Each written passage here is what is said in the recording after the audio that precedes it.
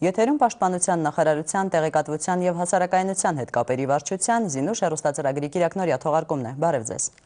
Նախ անդրադառնանք Արցախում վերջերս տեղի ունեցած Սուրբ Գևորգ եկեղեցու հիմնարկեքի արարողությանը։ Ներկայացնում են Արցախի մեր գործընկերները։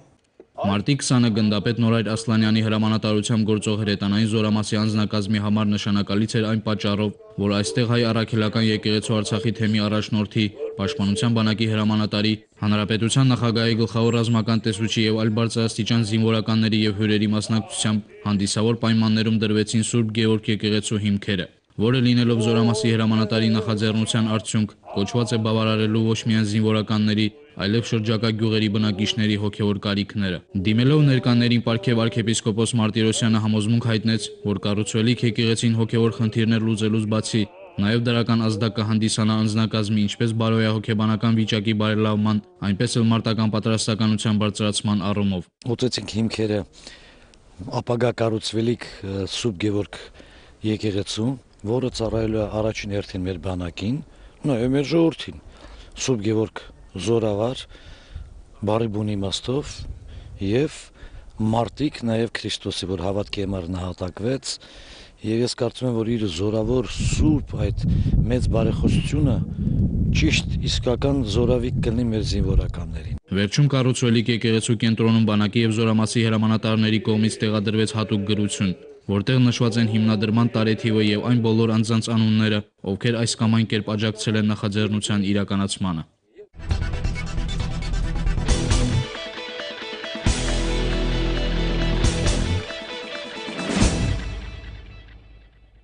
Մարտի 24-ին Արցախյան ազատամարտի հերոսներից մեկը Կարո Քահքեջյանը, ով հայտնի է նաև Սպիտակ Արջ անունով, կդառնար 50 տարեկան։ Ապրիր եւ հիշիր խորագրի ներքո դիտենք Խաչակիրներ ջոկատի հրամանատարի Կարո Քահքեջյանի անցած մարտական ուղու մասին պատմող տեսանյութը։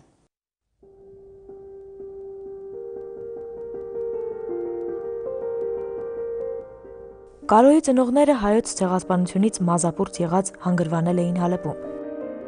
1962 թվականին ծնվեց նրանց որդին, ապագա ազատամարտիկ Կարո Քահքեջյանը։ Նա ինչպես Կիլիկիայից ու Արևմտահայաստանից տարագրված բյուրավոր հայ ընտանիքների նորորյա սերունդները դաստիարակվել էր անսահման հայրենասիրությամբ ու էրգիր վերադառնալու երազով, պայքարի ոգով։ Կարոն մարտական մկրտությունը ստացավ Բեյրութում 1975 թվականից սկսած քաղաքացիական երկարամյա պատերազմի տարիներին։ 1988 թվականին էլ Հայաստանի երկրաշարժի ողբերգական օրերին իր նշանածի հետ եկավ հայրենիք։ Գալիս են Հայաստան ու մնացել օգնություն ցուցաբերելու աղետի գոտում աշխատելու համար։ Սակայն երբ որ Կարոն օդանավականի վայրեջք են կատարում, դուրս են գալի օդանավականից, Կարոն տեսնում է, որ համազգեստով տղաներ, ազատամարտիկներ, ֆիդայիններ եւ նրա մեջ արթնանում է իր պապերի ոգին եւ նա ցանկություն է հայտնում կռվելու։ Ընթարումներ են ունենում իր նշանածի հետ եւ նա ընտրության արժեվ է կանգնած լինում, ընտրել մարալին գնալ, թե թողնել ամեն ինչը եւ մասնակցել այս գործողություններին, Կարոն ընտրում է երկրորդը, այսինքն մնալ Հայաստանում, ստեղծել ջոկատ եւ ջոկատով պայքարել Արցախի հողի համար։ Դրոյի թիկնապահ Հայկի որդու երակներում խլրտած հայդուկի արյունը եւ թերևս մուշը կորցրած պապերի արյան կանչն էր, որ Կարոյին Արցախ հասցրեց։ Որոշել էր ստեղծել ջոկատ, ջոկատի գաղտնում ընդգրկելով ֆիզիկապես առողջ, բանիմաց եւ բնականաբար ամենակարևորը գաղափարապես զարգացած եւ պատրաստ մարդկանց։ Կարոն շատ անմիջական, շատ անկեղծ, տիպար եւ համեստ մարդ էր, սակայն իր այդ բոլոր բնավորության գծերի մեջ կար առավել կարևորը հրամանատարի բնավորության գիծը, որ շատ պահանջկոտ էր, խստապահանջ էր եւ հետեւողական։ Այսինքն նրա բոլոր հրամանները, նրա տրված բոլոր կարգադրություններն ու առաջադրանքները պետք է կատարվեին, քանի որ նա երբեք ոչինչ չէր մոռանում եւ իր բոլոր խնդիրները պահանջում էր ու հետեւողական ստուգում էր։ Խաչակիրներ ջոկատի հրամանատարը կռվում էր, սովորեցնում, մարզում, հետո մտահոգ Ամերիկա էր հասնում ու տասնյակ հազարավոր դոլարների զինահագուստ, ռադիոտեխնիկա ու զինամթերք բերում Արցախ։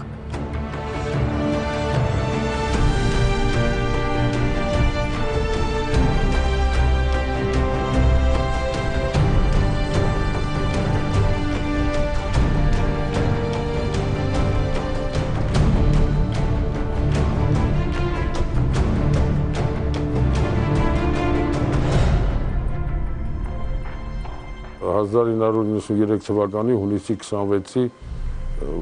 իր զոհվելու օրը դա Մարտակերտի Շրջկենտրոնի ազատագրման տարիներ, օրներ,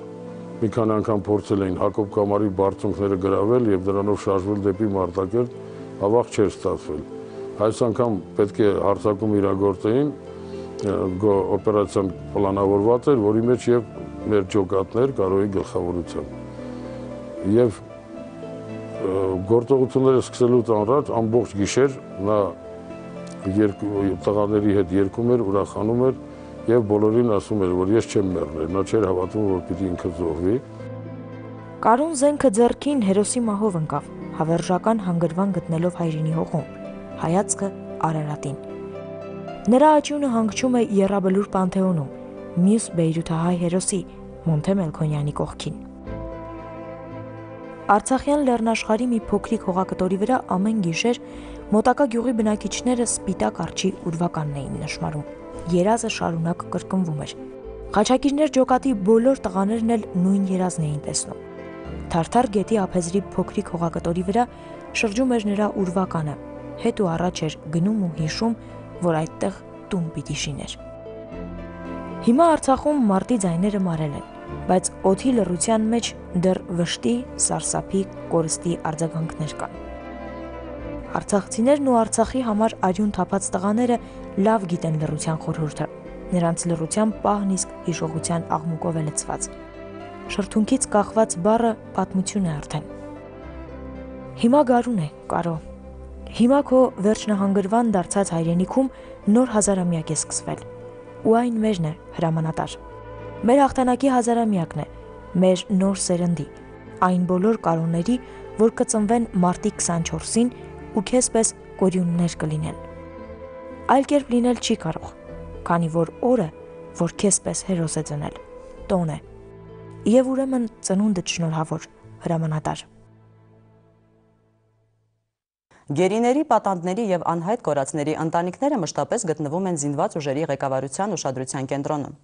Եվ ահա գերիների, պատանդների եւ անհայտ կորածների հանձնաժողովի նախագահ, պաշտպանության նախարար Սեյրան Օհանյանի հրամանով մարտի 18-ից 20-ը այց էր կազմակերպվել Գեղարքունիքի մարզ։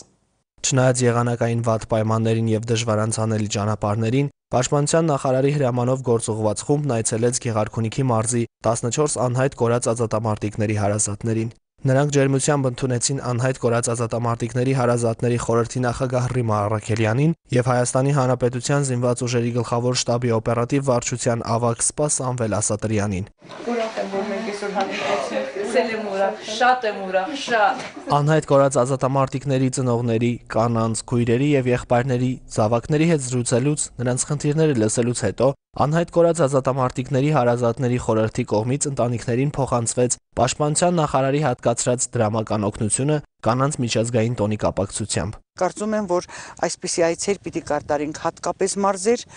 որովհետև այսօր ինչպես տեսանք այս մարզում կարիքը կա շատ։ Հանդիպումների ավարտին զինված ուժերի գլխավոր շտաբի օպերատիվ վարչության ավագ սպա Սամվել Ասատրյանը Գեղարքունիքի մարզի անհայտ կորած զինծառայողների ընտանիքներին տեղեկացրեց, որ նմանօրինակ այցերը պարբերական բնույթ են կրելու։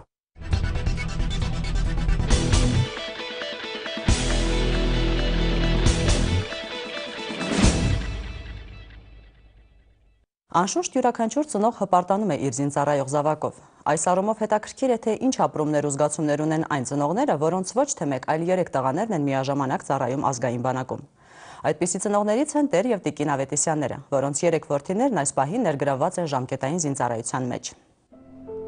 Տեր եւ Տիկին Ավետիսյանները չեն էլ հիշում, թե արդեն որերորդ անգամ են դիտում որդիների լուսանկարներն ու տարբեր հեռուստաալիքների կողմից իրենց ընտանիքին նվիրված տեսանյութերը։ Բանն այն է, որ նրանց 3 որդիներն արդեն 1 տարի ու 9 ամիս է, ինչ գտնվում են երկամյա պարտադիր զինծառայության մեջ։ Ամուսինները նկատում են, որ ամենադժվարը սկզբում էր, երբ նույն օրը 3 զավակները զորակոչվեցին ազգային բանակ, հայրենիքի հանդեպ իրենց սահմանադրական պարտքը կատարելու։ Հետագա օրերին, սակայն, ամեն ինչ իր տեղն ընկավ։ Մանավանդ, երբ որդիների ծառայության վերաբերյալ հնչեցին մի շարք դրական արձագանքներ։ Եվ եկավ 3 զինվորների ծնող լինելու իրողությամբ հպարտանալու ժամանակը։ Առաջ օրը մարդիկ կային ընկերներ, ծանոթներ, հարևաններ հավաքված, ոնց որ այդ առաջ օրը մի քիչ ուրիշ ձև անցավ, բայց երկրորդ, երրորդ օրը արդեն լրիվ դժվարացավ։ Գալիս ենք մարդ չկա տունը, երեխեքը տունը չեն, մարդուկին նստում ենք ամուսիններով ու ինչ մենակ էտա մտածմունքներ, ես առանցին եմ մտածում, ինքը առանցին, ճիշտ ասած, այնպես էր երեխեքը արդեն ասում են մի եկեք։ Ինչքան ոնց որ այդ հանդիպումները քչանա, այնքան հեշտ կնի համ ձեր համար, համ ու իրոք տենց էր։ Խոսելով զինծառայության շուրջ, իրենք Ավետիսյան եղբայրները խոստովանում են, որ ծառայության ընթացքում շատ բան է փոխվել իրենց աշխարհայացքում։ Նրանցից ավագը Արթուրը նկատում է, որ ամենօրյա հստակ կարգացուցակի եւ վարժանքների արդյունքում զարգացել է թե ֆիզիկապես, թե հոգեպես, դառնալով առավել ինքնուրույն եւ պատասխանատու։ Երեք եղբայր, որ մի օր եկել ենք բանակ, թեկուզ քաղաքացիական կյանքում էլի նույն տան մեջ էինք ապրում, բայց այն վաղտ ամեն մեկս մեր գործերով եւ այլ, հիմա երևի ավելի շատ դառել ենք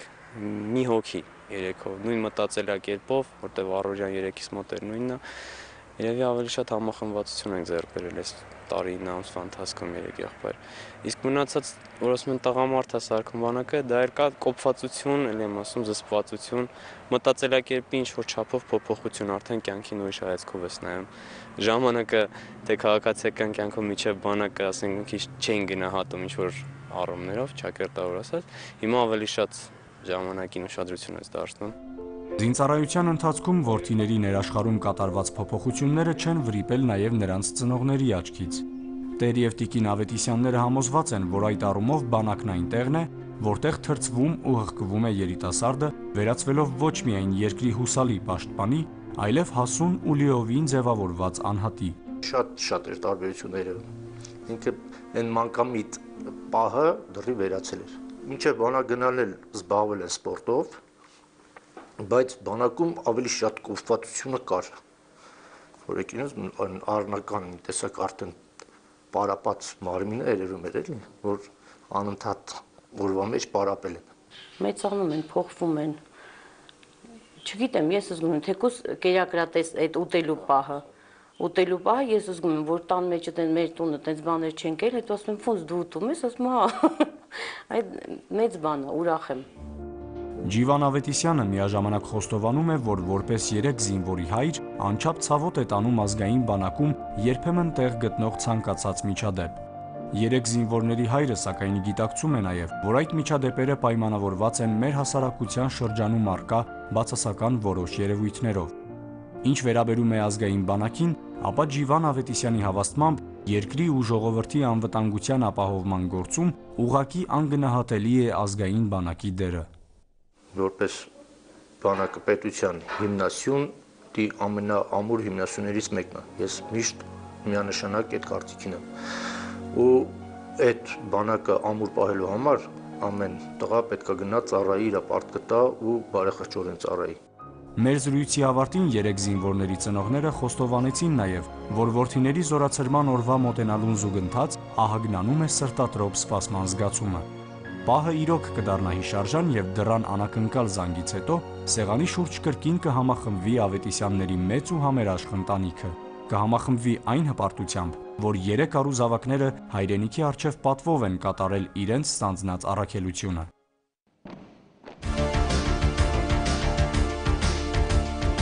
Հայաստանի Հանրապետության զինված ուժերում գործում է պայմանագրային սերժանտների ինստիտուտը, որտեղ զինված ուժերի տարբեր ստորաբաժանումներում ծառայելու համար պատրաստվում են դասակի հրամանատարների տեղակալներ։ Պայմանագրային սերժանտական զինվորական ծառայության դասընթացների տևողությունը 4 ամիս է։ Դասընթացներին կարող են մասնակցել մինչև 25 տարեկան պարտադիր ժամկետային զինվորական ծառայություն անցած շարքային կազմի պահեստազորայինները եւ զինված ուժերում 1.5 տարի ծառայած պարտադիր ժամկետային ծառայողները, ովքեր ունեն միջնակարգ կրթություն պիտանի շարային ծառայության համար։ Դասընթացների ընթացքում կուրսանտները կստանան 85,000 դրամ ամսական բավարարում, իսկ ուսման ավարտից եւ զորքերում ծառայության անցնելուց հետո մինչև 150,000 դրամ աշխատավարձ։ Ծառայության ընթացքում սերժանտները կօգտվեն զինծառայողների եւ նրանց ընտանիքների անդամների սոցիալական ապահովության մասին Հայաստանի Հանրապետության օրենսդրությամբ նախատեսված բոլոր իրավունքներից եւ արտոնություններից։ Մանրամասն տեղեկությունների համար դիմել տարածքային զինկոմիսարիատներ կամ զանգահարել 29 44 53 հեռախոսահամարով։ Շարունակում ենք թողարկումը։ Հայոց բանակի կազմավորման առաջին իսկ տարիներից եթեր հեռարձակվեց Պաշտպանության նախարարության Զինուշ հեռուստածրագիրը։ Շուրջ 20 տարի լինելով հեռուստաեթերում, հեռուստածրագիրը ոչ միայն ներկայացրել է ազգային բանակի կենսագործունեության առանցքային դրվագները, այլև իր թողարկումներով նպաստել ռազմահայրենասիրական դաստիարակության գործին։ Մեր նորօրյա պատմության ամենափառավոր հաղթանակի Արցախյան ազատամարտի վավերագրության համար երախտապարտ պետք է լինենք այն հայրենիներին, ովքեր այդ օրերին ոչ միայն կռվում էին հայրենի խաղաղության համար, այլև կատարում լրագրողի եւ օպերատորի իրենց բարդ ու պատասխանատու աշխատանքը։ Նրանց թվում էին նաեւ Պաշտպանության նախարարության Զինուշ հեռուստածրագրի լրագրողները եւ օպերատորները։ Զինուժի եւ շատ այլ լրագրողների ու օպերատորների հայրենանվեր աշխատանքի շնորհիվ է, որ մենք այսօր ունենք փաստավավերագրական որոշակի արխիվ, տեսանյութեր, ռադիոձայնագրություններ, որոնք նաեւ մեր ժողովրդին պարտադրված պատերազմի եւ մեր արդար պայքարի վկայություններն են։ 1993 թվականի հունվարի 5-ից եթեր հեռարձակված Զինուշ հեռուստածրագրի թողարկումները մեծապես օգնեցին լսարանին, հատկապես երիտասարդներին, ճիշտ կողմնորոշվելու ստեղծված իրավիճակում եւ իրենց ավանդը ներդնելու հայրենիքի պաշտպանության գործում։ Հեռուստածրագիրն օպերատիվ կերպով լուսաբանեց Հայաստանի սահմաններում եւ Արցախում ծավալված մարտական գործողությունները, պատմեց նոր կազմավորվող ազգային բանակի մասին, պարբերաբար անդրադարձավ բանակաշինության հիմնախնդիրներին։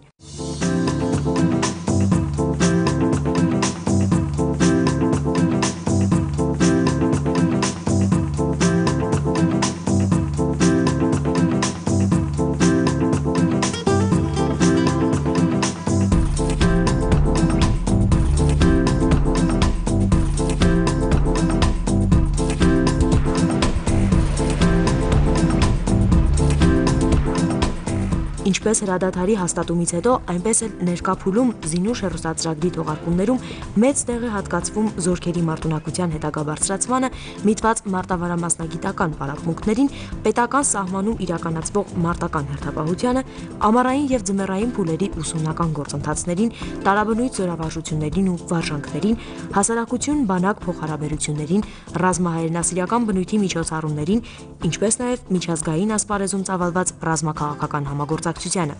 Զինուշ հեռուստածրագրի լրագրողները պարբերաբար անդրադառնում են զորամասային առօրյային, ռազմաուսումնական հաստատություններին, ինչպես նաև պատրաստում են դիմանկարներ եւ ակնարկներ Արցախյան ազատամարտի եւ մերօրյա հերոսների մասին։ Շուրջ 1 տարի է, ինչ Զինուշ հեռուստածրագրի շրջանակում եթեր է հեռարձակվում Գորձյան հանգույց հեռուստաեջը։ Հեռուստաեջի ընթացքում ներկայացնում ենք ռազմաքաղաքական իրադարձությունների վերլուծություններ։ Զինուժի հյուրասրահում մեր հյուրերի հետ պարբերաբար զրուցում ենք բանակային տարբեր թեմաներով, անդրադառնում հայոց բանակի կազմավորման գործում նրանց ներդրումներին։ Եվ ամենակարևորը, Զինուժ հեռուստածրագիրը, ինչպես անցյալում, այնպես էլ այժմ, փորձում է ներկայացնել հայ զինվորի այն հավաքական կերպարը, որն ապահովում է մեր երկրի անվտանգությունը։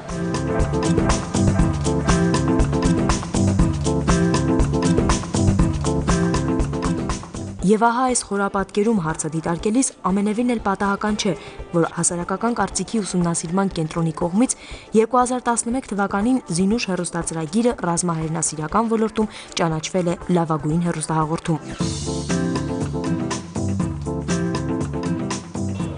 Մարտի 20-ին էլ AVN Production-ի կազմակերպած ոսկե էկրան մրցանակաբաշխության ժամանակ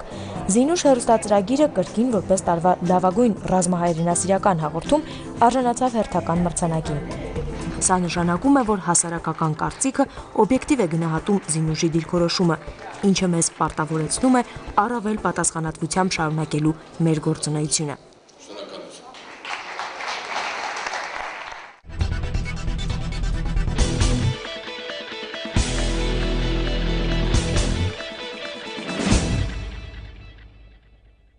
Իմ գործընկեր Նաիրա Համբարձումյանն այսօր Զինուշ հեռուստածրագրի հյուրասրահում հյուրընկալել է նկարչուհի Լուսիկ Ագուլեցի Սանվելյանին։ Իդեպ զրույցի թեմատիկ շրջանակը բավականին ընդգրկուն է։ Նկարչուհու կյանքի Նախիջևանյան հատվածը, հայկական մշակույթը, Ագուլիսի հայաթափումը եւ պատմական այլ հետաքրքիր դրվագներ։ Նախիջևանը պատմական Հայաստանի մի մասն է կազմել։ Ինչպես պատմական աղբյուրներն են վկայում, այստեղ զարգացած է եղել մշակույթը։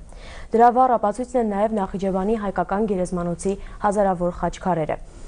Նախիջևանը ցավոք այսօր ապրում է միայն փաստավավերագրական նյութերում, այդ թվում մի մարդու կտավներում, ով հենց ինքը սերում է հենց Նախիջևանից, Ագուլիսից։ Այսօր մեր տաղավարում Զինուժի հյուրը նկարչուհի Լուսիկ Ագուլեցի Սանվելյանն է։ Բարև ձեզ, Տիկին Լուսիկ։ Բարև ձեզ։ Տիկին Լուսիկ, նախ խոսենք Նախիջևանում ապրած ձեր կյանքի տարիների մասին։ Այնտեղ այնպեսի հայկական մշակույթ կար, որ երևի Հայաստանի ոչ մի շրջաններում ես չեմ տեսել։ Նախ բնությունը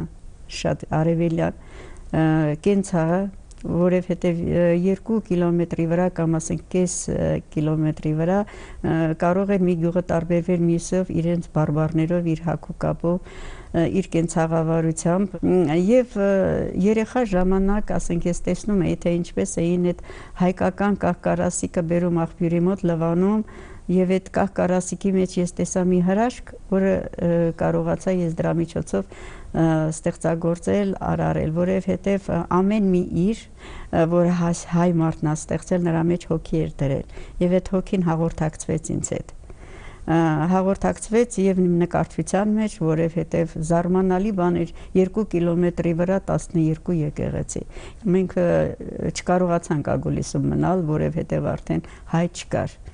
Տեղափոխվեցինք Օրդուբադ, Ուրթուատ, նախկին Ուրթուատը 2 ամիս այնտեղ ապրելուց հետո հայրն ու մայրս գտան, որ անհնար է իրենց կողքին ապրել այդ ժողովրդի կողքին եւ տեղափոխվեցինք Երևան։ Հավատում եք, որ այսօր հնարավոր է հայոց պատմական հայրենիքի տարածքային ամբողջականության վերականգնումը խաղաղ դիվանագիտական ճանապարհով։ Կարծում եմ, որ արդեն Նախճիվանի հարցը ես կարծում եմ էլի հզոր պետությունների ձեռքն է, մենք դժվար ենք այսպես երբեմն ես որ ադրբեջանցիների հետ խոսում էի, որտեղ ես լեզուն լավ գիտեմ, իրենք առանց ամանչելու ասում են արուն ենք թափել, հող ենք վերցրել։ Եվ իրանք գիտեին, որ 20 թվականին արուն են թափել, բայց ինչպես են թափել, ինչպիսի գեղեցիկ ագուլիսեցի զոկ աղջիկներին են Թավրիզի շուկայում վաճառել, ինչպիսի ջարդ են արել, միշտ հիշում եմ այն հայերին, որոնք Արևմտյան Հայաստանից գաղթեցին, եկան եւ կարոտով մնացին իրենց հայրենիքի իր երկրի, այսինքն հիմա այդպես էլ ես իմ երկրի կարոտն եմ եւ սպասում եմ, թե երբ կարող եմ մեկ օր կարողանամ վերջին անգամ իմ հայրենիքը տեսնել։ Տիկին Լուսիկ, դուք վերջին անգամ Ագուլիսում եղել եք 70-ականների վերջերին, 80-ականների սկզբներին։ Մի փոքր այդ ժամանակահատվածի մասին կպատմեք, այս շրջանում արդեն ինչպիսին էր վերաբերմունքը հայերի հանդեպ։ Նույնիսկ Նախիջևանի նկարիչների միության նախագահն մեզ բերեց Օրդուատ, հասցրեց, նույնիսկ իր գլխարկը նվիրեց ինձ, որ ես արևի տակ նկարելուց կարողանամ օգտագործել։ Այդ ընթացքում իրեն ձերբակալեցին, տնային կալանք տվեցին, որ ինչու է ինձ Նախիջևանից բերել Օրդուատ։ Եվ ամեն նկարելուց ես զգում էի, որ անընդհատ ինձ հետևում են մեքենայով։ Եվ անընդհատ մի աժդահատ տղամարդեր էսպես վիլիսով անընդհատ իմ դիմաց դուրս էր գալիս, ես որ սկսում էի նկարել, այդպես գալիս էին զինվորներով, եւ ադրբեջանցի զինվոր եւ ռուս զինվոր։ Վերցնում էին, տանում էին չէին թողնում, որպեսզի ես աշխատեի, նկարեի։ Ասեց, եթե դուք սահմանը մեկ նկարել անցկացնենք, մենք ձեզ կձերբակալենք, ձեր նկարները կայրենք, կավիրենք։ Այդ մարդն ասեց, որ ամուսնուս ասեց կնոջդ վերցրու տար, քանի ված չի եղել։ Հեռացա, գնացի Շապուզ։ Շապուզը շատ գեղեցիկ գյուղ էր։ Ես այնտեղ 20 հատ նկար արեցի եւ ահագին նյութեր հավաքեցի։ Արցաթյա իրեր, կահկարասիկ հայ ընտանիքներից, որոնք ադրբեջանցիները խլել էին հայերից, այնպիսի առարկաներ, որ ես նույնիսկ զարմացել եմ, ասում եմ Աստված իմ, ինչ է անում սրանք թուրքերի մոտ։ Նույնիսկ ասենք արցաթյա գոտի խանչալով, որ ասես թոնրից եմ հանել, դա թուրքներ ասում, սա ես տանից եմ հանել եւ այդպես մի ամբողջ պատմություն։ Այդ ամբողջը հավաքեցի, բայց որ չէի կարող սահմանը անցկացնել, ես խնդրեցի ադրբեջանցիներին, որոնք կարողանան տղաներ կարողանան անցկացնել իրենք այդ ամբողջը բերեցին։ Եվ անցավ մի 2 ամիս հետո արդեն դեպքը Նախիջևանում եղավ, առօրթին արդեն սպանել, այդ ատամները հանել էին, բան ես որ լսեցի ուղղակի սարսափեի ապրում։ Նու դրանից հետո մենք այլևս չկարողացանք գնալ Նախիջևան։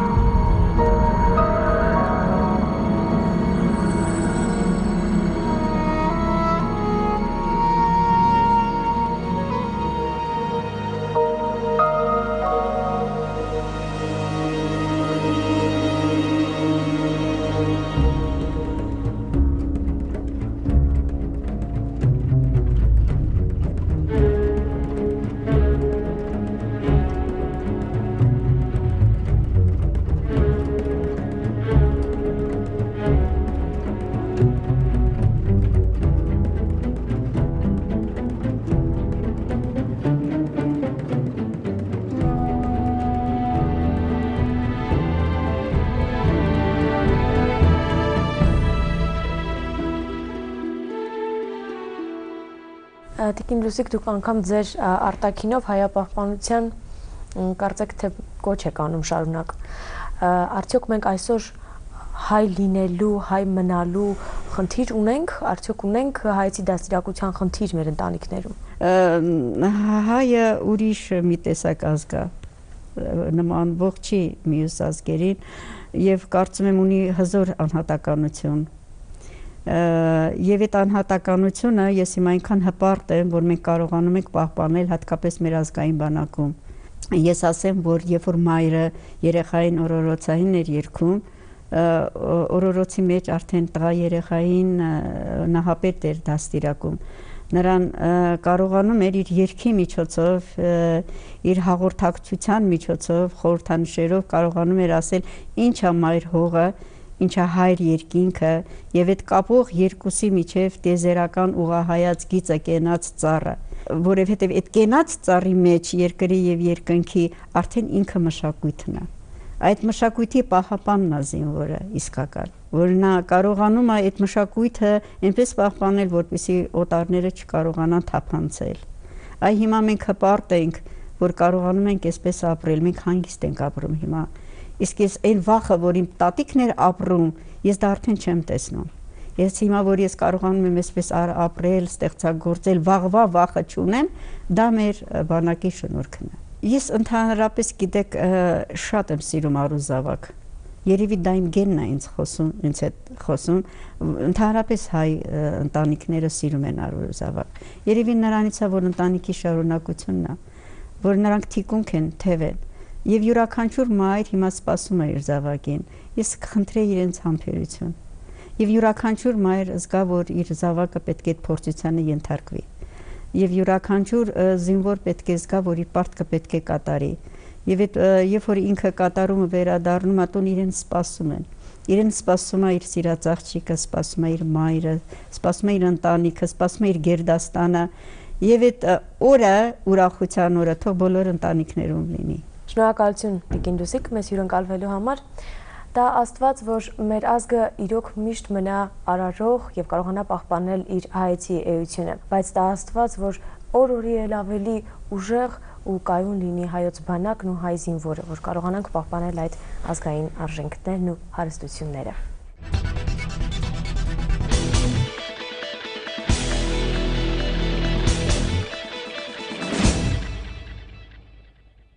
Վերջերս Իրանի Իսլամական Հանրապետության բարձրագույն պետական մրցանակի է արժանացել հայ զինվոր պաշտոնաթերթի լրագրող մայոր Գևորգ Ասատրյանի պարսկական ժողովրդական հեքիաթներ ստվարածավալ ժողովածուն։ Նշենք, որ անձամբ Իրանի նախագահ Ահմադինեժադից ստացած մրցանակը տրվել է տարվա գիրք մրցանակաբաշխության շրջանակում։ Մանրամասները Վարույթ Թադևոսյանի պատրաստած տեսանյութում։ Եվ զինվորական, եւ մշակութային գործիչ, այլ կերպ ասած, մայոր բանասեր Գևորգ Ասատրյանն անձամբ Իրանի Իսլամական Հանրապետության նախագահ Ահմադինեժադից ստացած մրցանակն է ցույց տալիս ու մեծ ոգևորությամբ ներկայացնում այն կարևորագույն իրադարձությունը, որ տեղի է ունեցել վերջերս։ Խոսքը տարվա գիրք միջազգային մրցանակաբաշխության մասին է։ Իդեպ, Հայաստանն առաջին անգամ էր ներկայացվել այդ մրցանակաբաշխությանը եւ միանգամից 2 մրցանակ ստացել։ Մշակութային այդ խոշոր իրադարձության մասնակից լինելը հայ զինվորականի ու ստեղծագործող մարդու համար պատիվ է, աշխատանքի լավագույն գնահատական։ Գևորգ Ասատրյանը զինվորական ծառայության մեջ է արդեն 15 տարի։ Մասնագիտությամբ բանասեր լրագրող լինելով, նա անընդհատ շփվել է զինվորների հետ ու տարիների ընթացքում միայն ամրացել է նրա այն տեսակետը, որ գիրն ու գրականությունը, մշակույթն ու արվեստն են արթուն պահում միտքը, միտք, որը ուժի ու հաղթանակի գրավականն է։ Մեր զինված ուժերի հետագա զարգացումը պայմանավորված է ոչ միայն նորագույն տեխնիկայով, այլև բարձր կրթություն ստացած սպայով եւ գրագետ բանիմաց զինվորով բնականաբար։ Սպան ոչ միայն զինվորական է, այլև մտավորական։ Մայոր Ասատրյանի պարսկական հեքիաթների ժողովածուն իրանական ժողովրդական հեքիաթների հայերեն թարգմանությունն է։ Գիրք նշանակում է միտք, իսկ միտք նշանակում է առաջընթաց։ Զինվորական ծառայությանը զուգահեռ այժմ էլ շարունակվում են նրա ստեղծագործական պրպտումները։ Պատրաստման փուլում են նրա 2 հայոց դիվական աշխարհը եւ պարսից լեգենդներն ու առասպելները ժողովածուները։ Պարոն Ասատրյանի համոզմամբ գրքերն են արտացոլում ու ամրապնդում ազգային ու մշակութային արժեքները, ու ստեղծագործողի երազանքը շարունակում է նույնը մնալ, այն է, որ գիրքը հասանելի լինի բոլորին, իսկ զինվորականի երազանքը, որ հայը զորեղ լինի առաջին հերթին մտքով, քաղաքակրթությամբ եւ իհարկե բասկով։ Այսօրվա համար նախատեսել ենք այսքանը։ Մնացեք խաղաղությամբ եւ մինչ նոր հանդիպում։